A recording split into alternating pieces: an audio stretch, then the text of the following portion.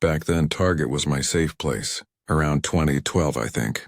After my late-night shifts at the call center, when my ears were still ringing from phone calls and my eyes felt heavy, I'd drive there. It was like a routine: grab a soda, maybe some snacks, cheap clothes, sometimes nothing at all. Just walk the aisles. That store felt like a break from the noise of my life. Bright lights, music playing low over the speakers, people moving around, nobody looking at me. It felt normal, safe. I was in my mid-20s then, living alone. Small apartment, same routine every day. Work, home, Target. It became my little ritual. Even the smell inside the store felt comforting. Popcorn near the entrance mixed with laundry soap from the home section. It made me feel like the world wasn't as dark as it sometimes felt. But then I noticed him. At first, he blended in. A tall guy, maybe mid-30s, average build, faded baseball cap. Just another shopper. Nothing scary. But every time I went, he was there. Not right on top of me, but close. Always close. I'd see him near the snack aisle when I grabbed chips. Then a few minutes later near the cleaning supplies while I compared dish soap. Later in electronics, pretending to look at phone cases. But he never picked anything up. No cart, no basket. Just standing, looking. I told myself it was nothing. Big store, same area. People shop at the same places. Don't be paranoid. That's what I kept thinking. But then it started to follow me out of the store. I'd notice him in the parking lot, leaning against a car, staring down at his phone but not moving. I'd see him at the gas station a few blocks away. One time I was unloading groceries outside my apartment and a dark sedan rolled by slow.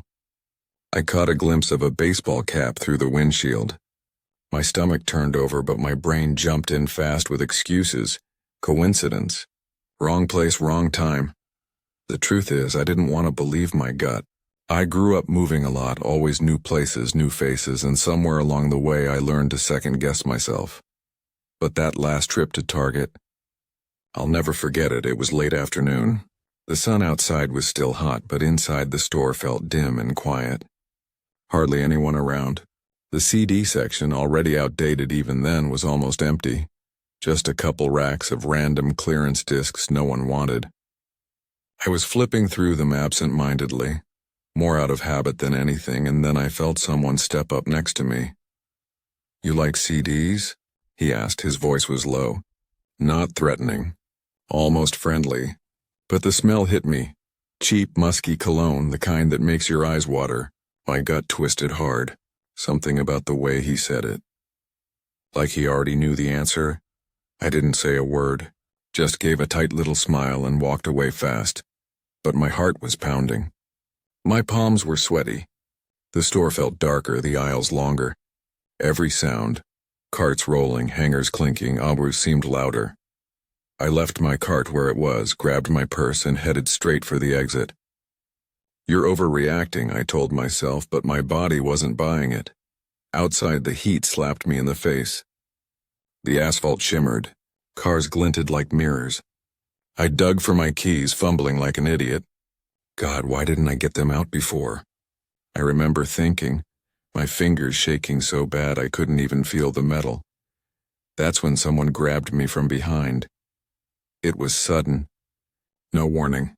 Hands clamping down on my arms, strong and rough. Pulling hard. My bag swung, smacking against my hip. My phone flew out of my hand and clattered to the pavement. I barely had time to gasp before he started dragging me backward, toward the far edge of the lot where cars were spaced out. My sneakers scraped against the asphalt. The smell of gasoline and hot rubber filled my nose. I tried to scream, but it came out thin, like it wasn't even my voice. Then from somewhere near the front of the store, I heard shouting, "Hey, let her go."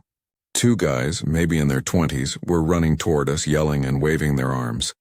The man holding me froze for a second. His grip loosened. His head jerked toward the noise, and then he shoved me hard. I stumbled forward, almost falling. He spun and sprinted to a dark sedan parked a few rows over, slammed the door and peeled out. Tires squealed so loud it echoed. One of the guys caught me before I hit the ground. My knees were shaking so bad I couldn't stand. "You okay?" he asked, breathless. I couldn't even speak, just nodded. The other guy had his phone out, hands trembling. "I got the plate," he shouted. Everything felt unreal. Like I was floating outside my body, watching it happen to someone else. People were starting to come out of the store, staring. My keys were still clenched in my fists so hard they left marks. The police arrived quick, lights flashing. They took statements, gave me water, tried to keep me calm.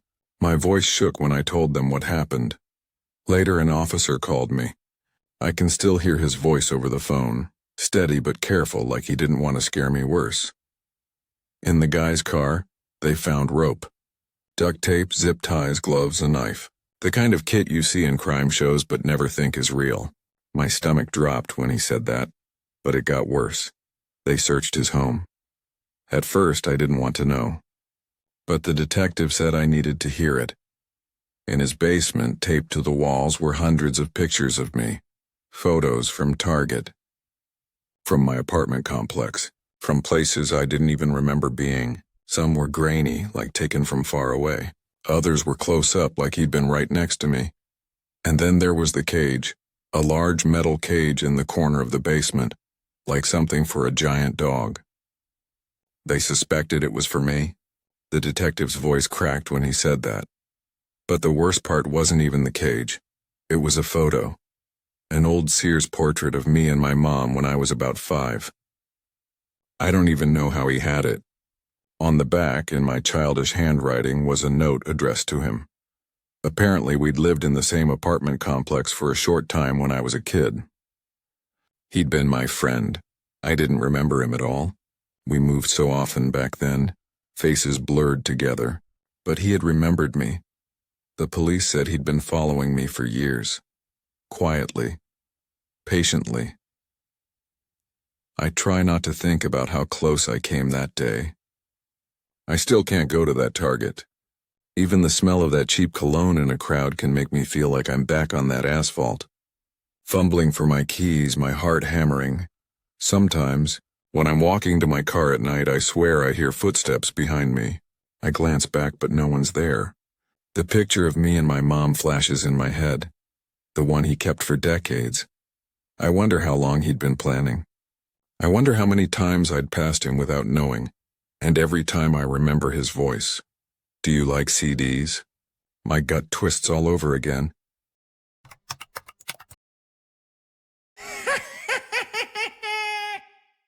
This was late fall, maybe November. The kind of cold where your breath hangs in the air and the daylight disappears before you've even had dinner. I was 16 then, working part-time at a small tanning salon after school. My first real job. Most days I liked it. It was quiet, simple. The place always smelled faintly of coconut lotion and warm plastic from the beds. My parents would joke that I was basically a receptionist for sun lamps.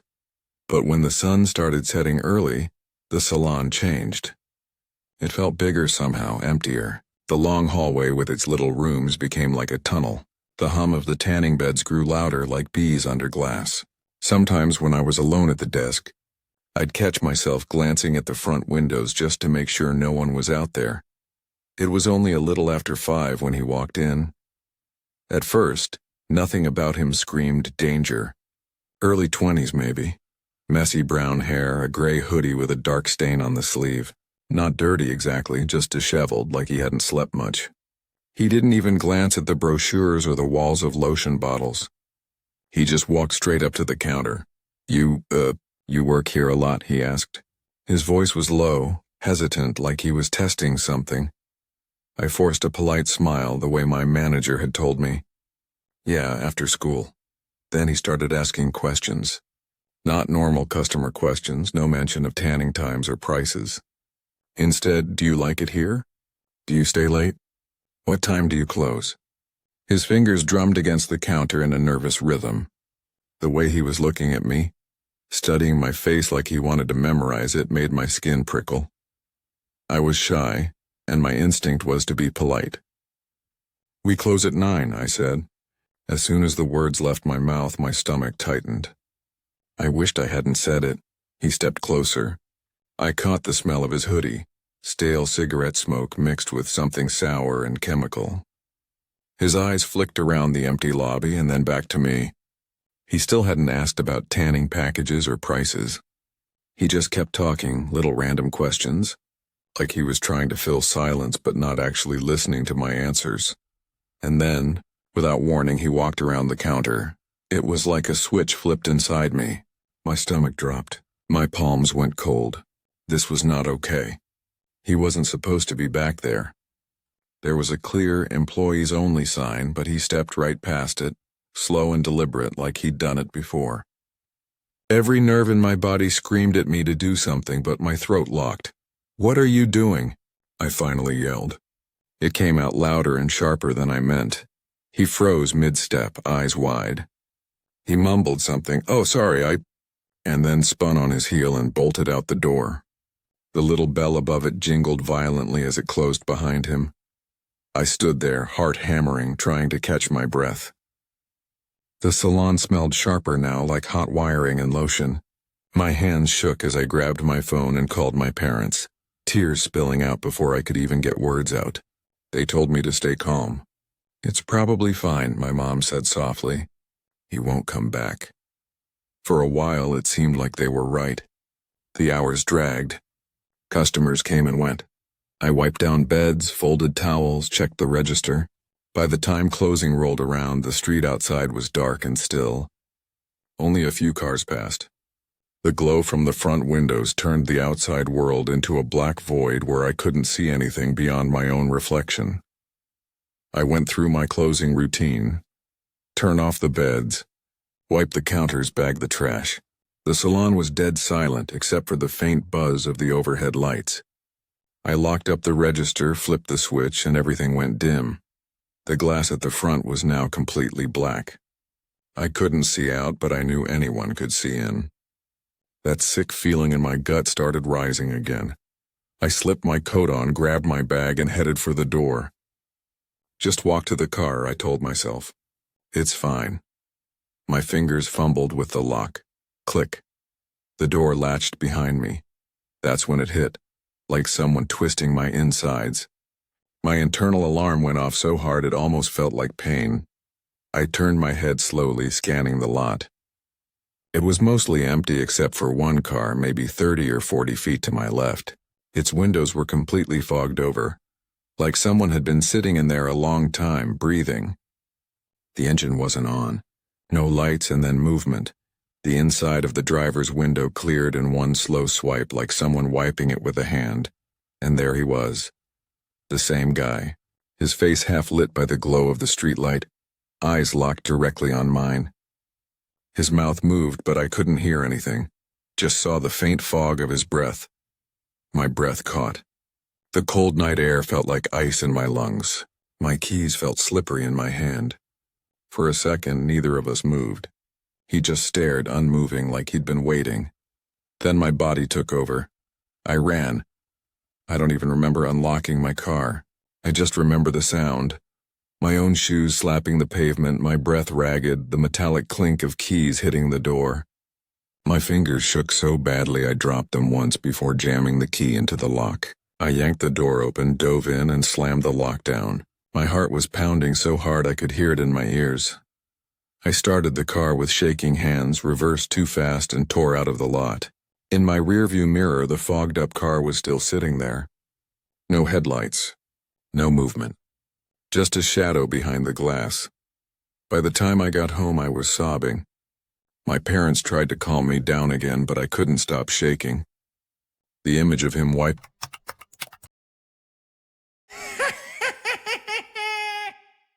I was in 3rd grade, maybe 9 years old, playing on a community service soccer team.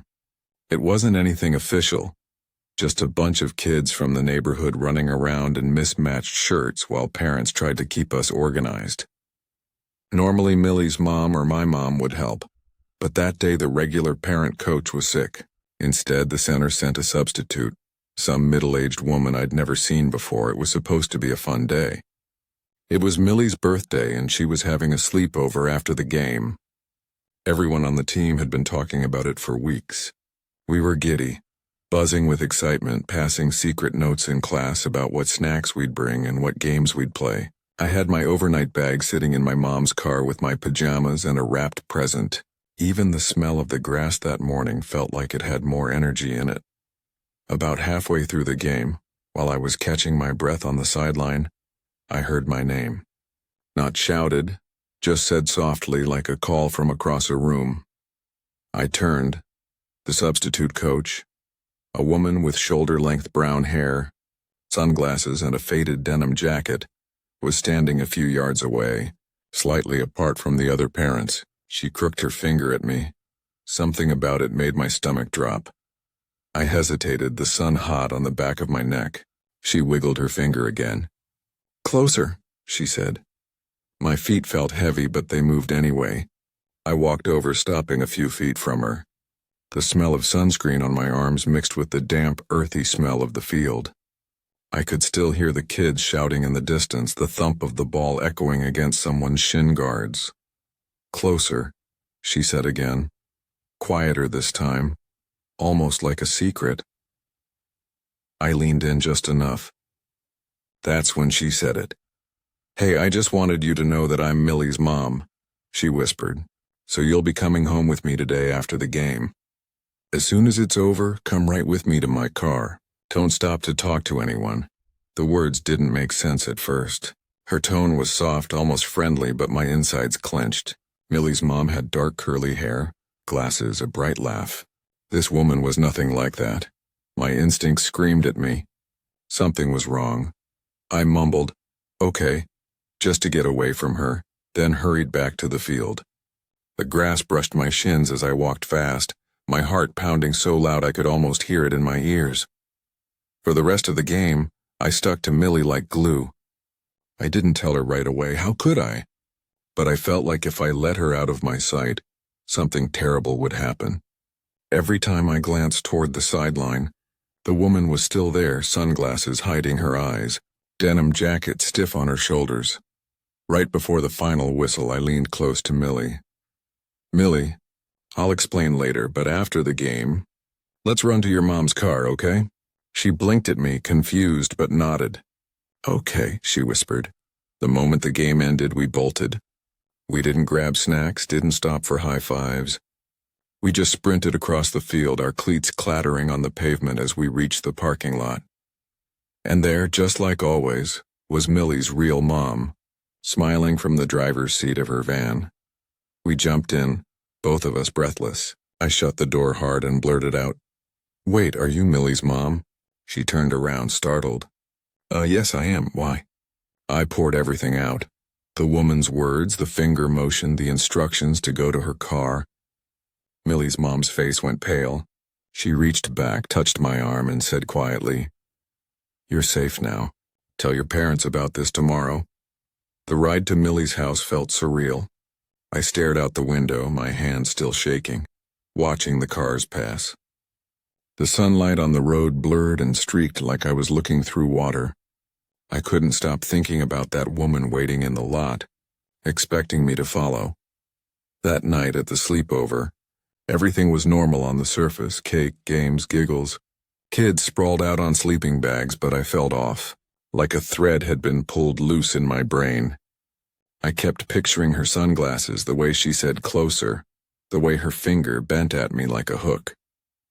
When the other kids fell asleep, I lay there awake, listening to the hum of the refrigerator downstairs, staring at the ceiling. Every creak of the house made me jump. The next day I told my parents. They didn't believe me. They smiled tight, said maybe I misunderstood, maybe it was a joke, maybe it was one of the other moms being playful. I was their firstborn. Maybe they thought I was exaggerating like kids do, but my grandmother believed me. I can still hear her voice, calm but serious. "You listen to that gut of yours. It keeps you safe." Even now, decades later, I think about that moment. How close I came. How easily I could have walked to the wrong car. I still wonder who that woman was sometimes. When I'm at a park or a school field and I see a stranger standing a little apart from everyone, sunglasses hiding their eyes, I feel that same drop in my stomach. That whisper of closer. That soft voice telling me to follow, and every time, I feel 9 years old again, clinging to Millie, running to safety while someone else's plan quietly fell apart in the parking lot.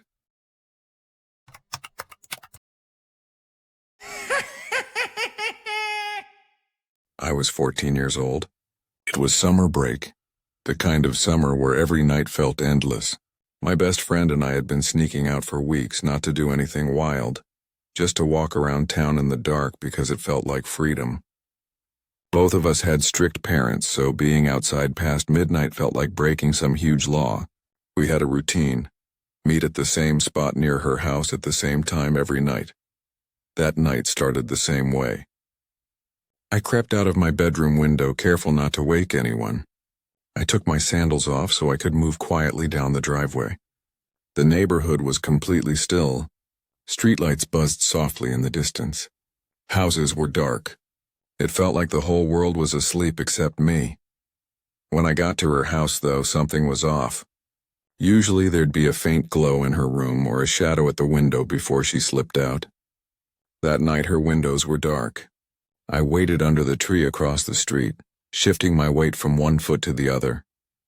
We'd never missed a night. I thought maybe she was just running late. I kept waiting. A few minutes turned into 15. I checked the cheap digital watch my cousin had given me. It was after midnight. I waited longer, hoping, but she didn't come. Finally, I sighed and decided to walk home alone. The streets at that hour were empty. No cars, no people. Just the hum of a far-off transformer and the faint rustle of leaves. I'd walked this route dozens of times with her, but being alone made everything feel different. I was halfway back to my house when I noticed headlights behind me. A car was coming slowly down the street. At first I didn't think anything of it. Sometimes a random car would go by. But something about the way it moved made my stomach tighten. It slowed down as it got closer. I was on the right side of the road. For no reason I could explain, I suddenly felt like I should cross to the other side. It wasn't a thought, it was a jolt, like an alarm going off in my head. I crossed quickly. As soon as my feet touched the opposite curb, the car sped up again and rolled past me. As it went by, the driver turned his head. For a split second, in the glow of his dashboard, I saw his face. He was an older man.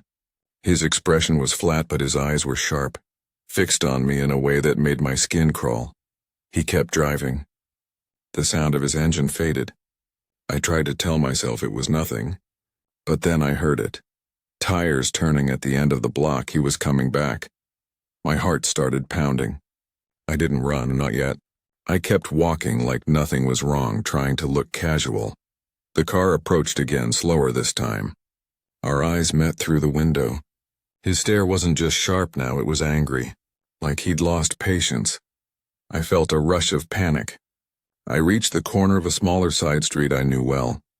It had an alley at the end that led back toward my neighborhood. A car couldn't get through there. As soon as the car passed, I bolted. I ran full speed down the side street. My sandals slapped the pavement. My chest heaved.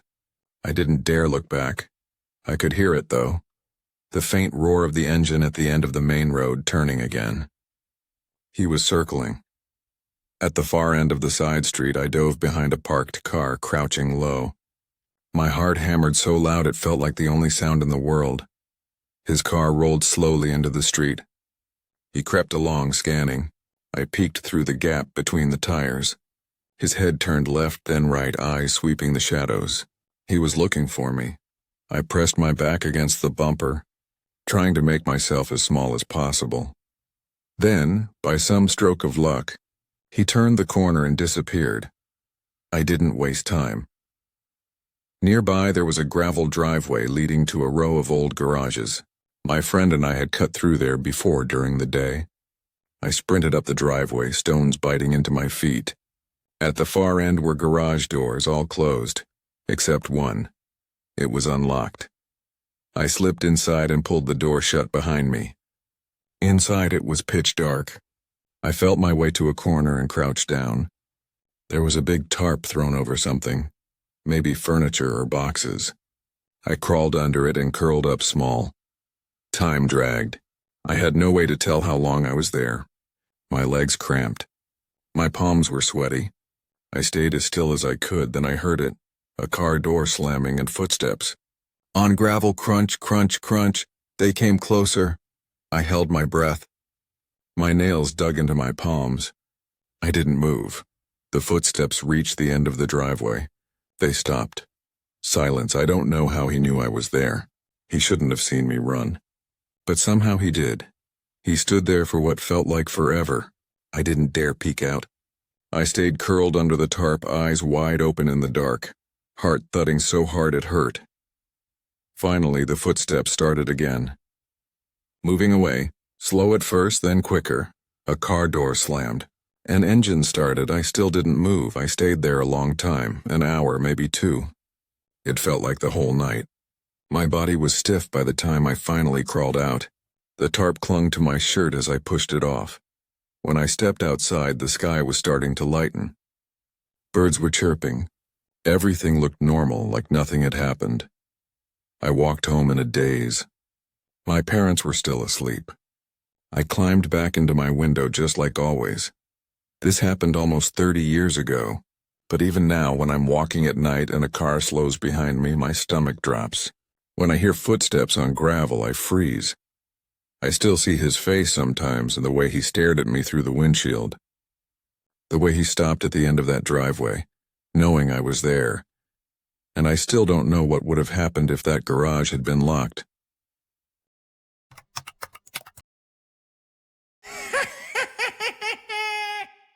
Back then I was in grad school, and like a lot of broke students, I had a part-time job just to keep my bills paid.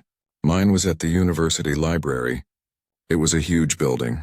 4 floors, different wings, study rooms, archives. The kind of place where you could get lost if you didn't already know it. My section was one of the quietest. I worked with the older equipment, the things almost nobody used anymore. Microfilm readers, archive scanners, those big gray machines that looked like they belonged in another decade. That was my little corner. That's where I first met him. He came in one morning right after we opened. I'd barely set my bag down when he approached the desk and asked for help with one of the machines. He looked normal at first. Middle-aged, average clothes, no obvious red flags, just another patron who didn't know how to work the microfilm reader. That happened all the time. I walked him through the basics, how to thread the film, how to focus, how to print.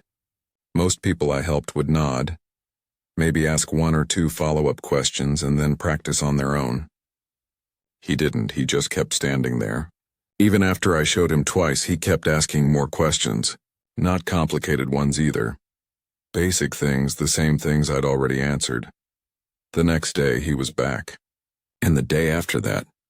It didn't take long before I realized he only came in when I was there. If I had a day off, he didn't show up. If my shift was in the afternoon, he was nowhere to be seen. But the mornings I opened, he was waiting. Always waiting. At first, I brushed it off. Libraries get regulars. We all had them. People who came at the same time every day to read the paper or use the computers. I told myself he was just one of those. But then he started making little comments. Casual but off. Things like, "Oh, you weren't here yesterday," or, "I thought you'd be here at 8. The kind of statements that tell you someone's been paying attention to you much more than you realized. It unsettled me. But I also didn't want to overreact. I was young, still learning how to read people. Part of me thought maybe he was just socially awkward or lonely. Maybe he was harmless. So I kept helping him, but I stopped lingering. I made sure not to stand too close, not to chat beyond what was necessary. Then came the morning I'll never forget. I was scheduled to open, but something came up that delayed me. I can't even remember what now. An appointment, a bus delay, something minor. But it made me about 30 minutes late. Normally I'd be at the library doors right before 8. That morning I walked up closer to 8:30. Coffee in my hand, thinking about the stack of work waiting for me. From a distance, I saw police cars parked out front. 2 of them, lights flashing silently. My stomach dropped. I couldn't think of a reason police would be there at opening time. I hurried inside. The first thing I saw was my co-worker, one of the larger guys on staff, standing near the desk with 2 officers. And then I saw him. The man. He was being led out in handcuffs. His hair was damp, sticking to his forehead. His clothes were rumpled and dark in places, like he'd spilled water on himself. But what really froze me was his face. He wasn't calm. He wasn't embarrassed. He was screaming. Screaming for me. My name echoed through the marble lobby, bouncing off the walls, sounding wrong in my own ears. It didn't sound like a person asking for help. It sounded like someone enraged. Someone who thought they had a claim on me. I stopped dead. My coworker came over and steered me out of sight. He told me what had happened. The man hadn't just shown up early. He had never left. He'd hidden in the bathroom by my section the night before. Somehow he'd stayed out of sight long enough that the motion detectors hadn't picked him up during closing rounds. He'd slept there. Washed himself in the sink. Sat and waited, knowing I'd be there in the morning. But when I didn't show on time, he must have panicked. My coworker said the man had stumbled out of the bathroom looking wild, muttering about needing help with the machines again. Except instead of me, he got my coworker, a 6-foot-something guy who wasn't about to play along. The man had tried to push past him, yelling my name. Security called the police. I stood there shaking while my coworker finished the story. The police were still walking the man out, his voice echoing down the hall. He was shouting things I couldn't even make out, but my name came through over and over, harsh and cracked. Why did he know your schedule? My coworker asked me later after the police left. I didn't have an answer, but I knew the truth. He'd been watching me. Too closely. I still remember the look he gave me as the officers shoved him into the back of the car. His face twisted, spittle flying as he yelled. His eyes locked on mine like I'd betrayed him, like I'd broken some promise. It was the look of someone convinced I belonged to him. The library banned him, of course. He was never allowed back inside. His photo was circulated among staff. Security added extra patrols. But none of that erased the fact that for hours he had been hiding just feet from where I usually worked, waiting for me. After that, everything changed. I never worked alone again. Alone in my section suddenly meant something terrifying. An unlocked bathroom door, a stairwell nobody else used. The administrator scheduled me with a male coworker every time, especially for morning shifts. And I never walked into that building at...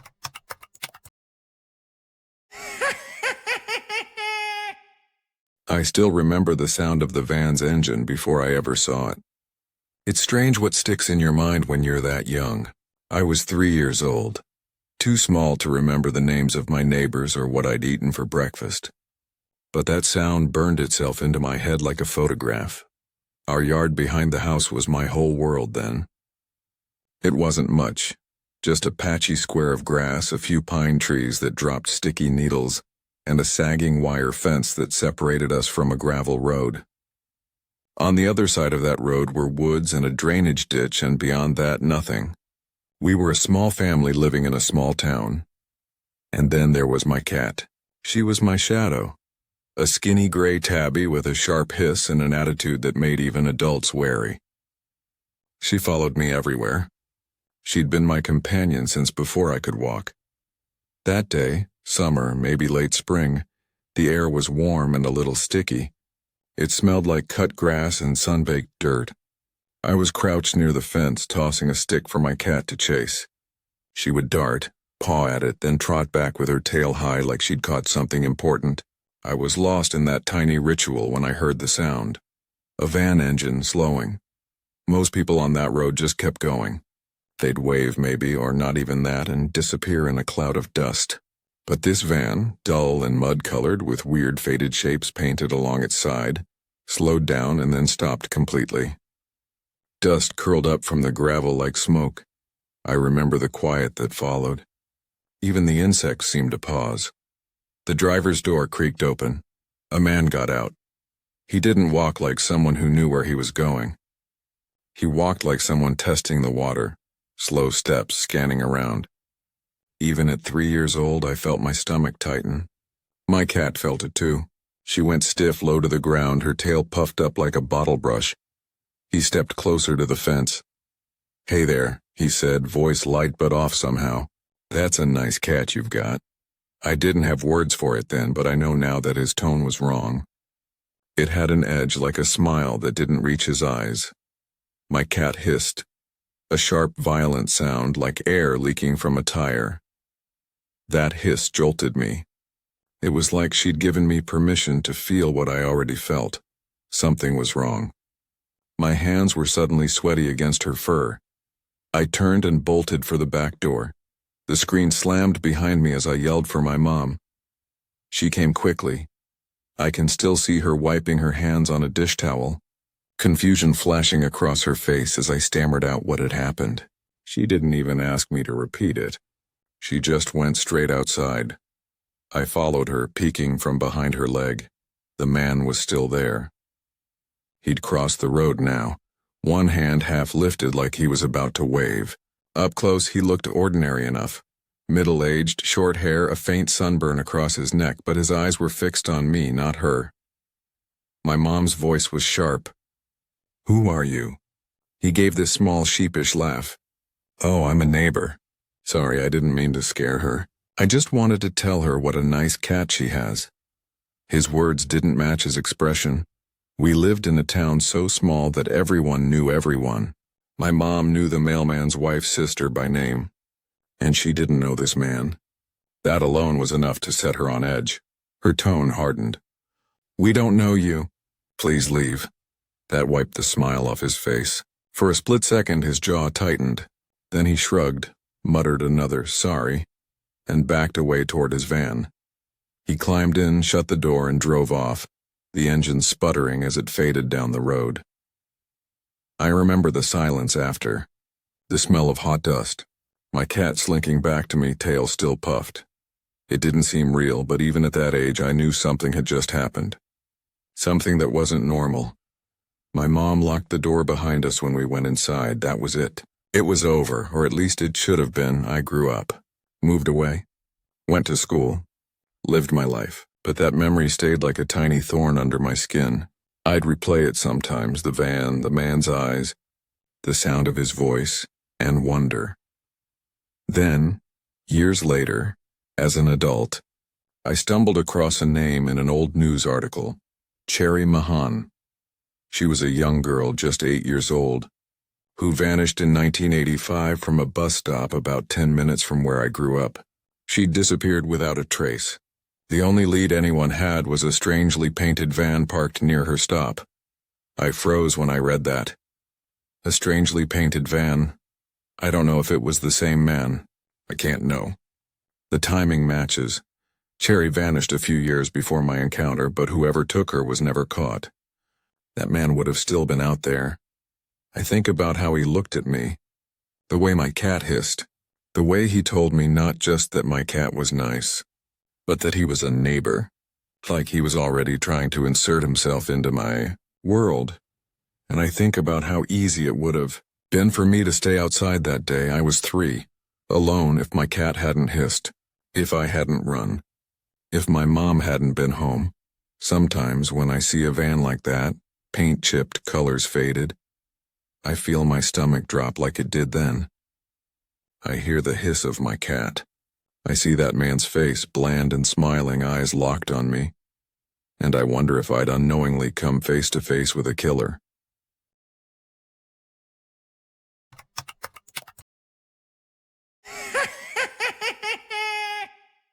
The first thing my friend told me was this. It happened in seconds. Literally seconds. He'd taken his 3 kids out for a bike ride that afternoon just down a nature trail near their house. Nothing fancy. Just a casual ride to burn off some energy before dinner. The trail wasn't isolated exactly, but it wasn't crowded either.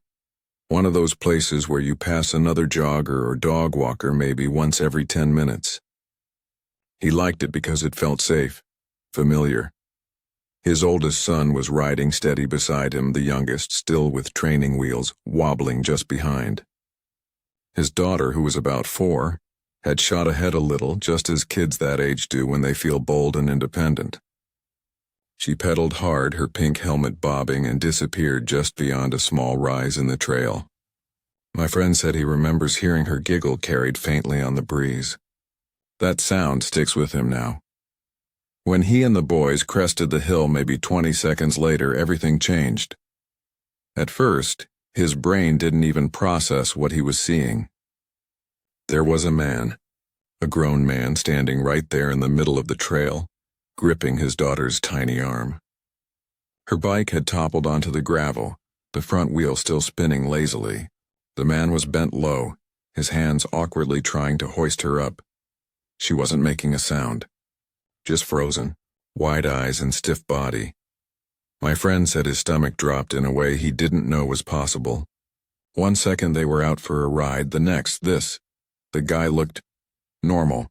Jeans, a gray sweatshirt, maybe late 30s. Not dirty, not wild-eyed, just normal, which somehow made it worse. My friend yelled he can't remember exactly what came out, just that it was loud, primal, not even words at first. The man snapped his head up like a deer in headlights. "What the hell are you doing?" my friend finally shouted. For a half second, no one moved. His daughter's little legs dangled in the man's grip, her shoes kicking against his shin. My friend said he could hear his own heartbeat in his ears, drowning everything else out. Then, just as suddenly as it started, the guy dropped her. Not gently, just let go. She stumbled backward onto the gravel, scraped her palms, started crying. The man muttered something, he couldn't catch it exactly. Maybe sorry or mistake, or she looked lost. And then he turned and jogged into the woods. Not down the trail, just straight into the trees. My friend ran to his daughter, scooped her up, tried to calm her while his two boys caught up, both confused and scared. The smell of crushed grass and pine needles filled the air, but everything around them felt wrong now. Off. He wanted to chase the guy. Every instinct told him to. But his kids were right there, trembling, clinging to him, and he knew he couldn't leave them even for a second. He pulled out his phone with shaking hands.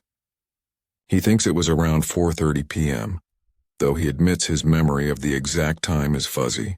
He called 911, voice breaking as he tried to explain what had just happened. The dispatcher told him to stay put, that an officer would meet them at the trailhead.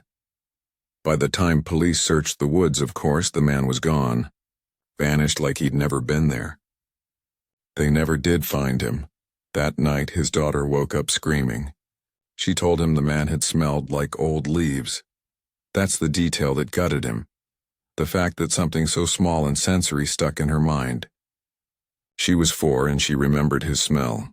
He still rides that trail sometimes, but he never lets his kids out of sight. Not for a second. He said he can't get the image out of his head. The spinning front wheel of that tiny bike and the stranger's hands around his daughter's arms. It was over in less than a minute. But that 1 minute could have changed everything. And the part that haunts him most? That guy had to be waiting there, positioned on that trail at just the right moment. How many times had he done it before? How many kids didn't have a parent crest the hill in time?